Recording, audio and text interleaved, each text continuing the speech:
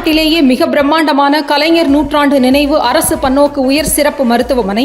500 கிராமப்புற பட்டியலின மாணவர்கள் பயன்பெறும் வகையில் அமைக்கப்பட்ட MC ராஜா அரசினர் சமூக நல மாணவர் விடுதி, கோட்டூர் மத்திய கைலாஸ் சந்திப்பில் போக்குவரத்து நெரிசலை சீர் செய்ய மாநில நெடுஞ்சாலைத்துறை சார்பில் அமைக்கப்பட்ட புதிய மேம்பாலம், சைதை ஆட்டுத்தொட்டி வியாபாரிகளின் நீண்ட நாள் கனவை நனவாக்கும் விதமாக கட்டப்பட்டு வரும் நவீன ஆட்டிறைச்சி கூடம், ஆண்கள் பெண்கள் மற்றும் 40 திருநங்கைகளுடன் சற்றொப்ப 800 பேருக்கு மானியத்துடன் கூடிய ஆட்டோக்கள் வழங்கியது, சைதையில் இருந்து 20க்கும் மேற்பட்ட புதிய வழித்தடங்களில் பேருந்து சேவைகள் தொடக்கம், நாட்டிலேயே முதன்முறையாக சைதாப்பேட்டை முதல் தேனாம்பேட்டை வரை மெட்ரோ ரயில் ஓடும் சுரங்கப்பாதைக்கு மேல் நவீன தொழில்நுட்பங்களை பயன்படுத்தி 4 வழி உயர்மட்ட சாலையுடன் கூடிய நவீன மேம்பாலம், உலகிலேயே முதன்முறையாக குழந்தைகளுக்காக பிரத்யேகமாக உருவாக்கப்பட உள்ள உயர் சிறப்பு மருத்துவமனை மற்றும் ஆராய்ச்சி நிலையம், கோட்டூர்புரத்தில் தமிழ்நாடு நகர்ப்புற வாழ்விட மேம்பாட்டு வாரியம் சார்பில் மறுகட்டுமான திட்டத்தின் கீழ் 1800 புதிய அடுக்குமாடி குடியிருப்புகள் வழங்கப்பட்டது, இந்தியாவின் முதல் பிரத்யேக மூத்தோருக்கான தேசிய முதியோர் நல மருத்துவமனை, சைதை தொகுதிக்கு பெருமை சேர்க்கும் கிண்டி சிறுவர் இயற்கை பூங்கா, முந்தைய 100 ஆண்டுகளுக்கும் மேலான சைதை மருத்துவமனையின் தேவைகளை பூர்த்தி செய்ய அரசு மருத்துவமனையின் புதிய கட்டிடம் சைதாப்பேட்டை மார்க்கெட் அருகில் நவீன வசதிகளுடன் 6 தளங்கள் கொண்டு உருவாக்கி தரப்பட்டது.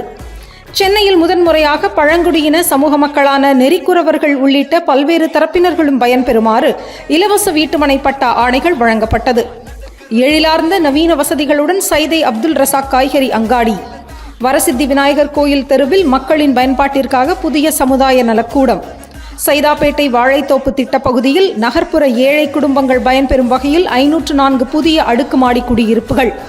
கிண்டியில் உள்ள ஹால்டா சந்திப்பையும் குருநானக் கல்லூரி சந்திப்பையும் இணைக்க 3 கிலோமீட்டர் தொலைவிற்கு ஒரு புதிய மேம்பாலத்திற்கு அடிக்கல் நாட்டப்பட்ட திட்டம்,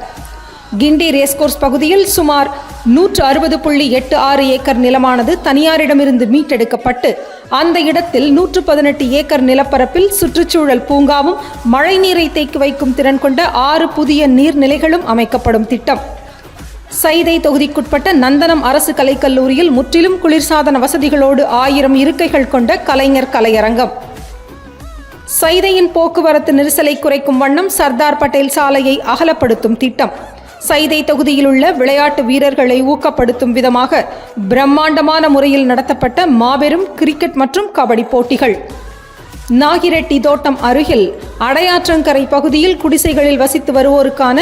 மறுகுடியமர்வு திட்டமாக 1700 புதிய அடுக்குமாடி குடியிருப்புகள் கட்டப்பட்டு கொண்டிருக்கும் திட்டம். வணக்கம். வரலாற்று சிறப்புமிக்க சென்னை மாநகரின் சிறப்புக்குரிய அடையாளம் சைதாப்பேட்டை. சைதாப்பேட்டையில் இன்றைக்கு மிக சிறந்த மக்கள் நல திட்டங்கள் செயல்படுத்திய திராவிட இயல் நாயகர் முத்துவேல் கருணாநிதி ஸ்டாலின் அவர்களுக்கு நன்றியினை தெரிவித்துக் கொள்கிறோம். இந்த திட்டங்கள் அனைத்தும் சைதை தொகுதிக்கு வந்தடைய வாக்களித்து வாய்ப்பளித்த வாக்காளர்களாகிய உங்கள் அனைவருக்கும் என்னுடைய நன்றியினை தெரிவித்துக் கொள்கிறேன்.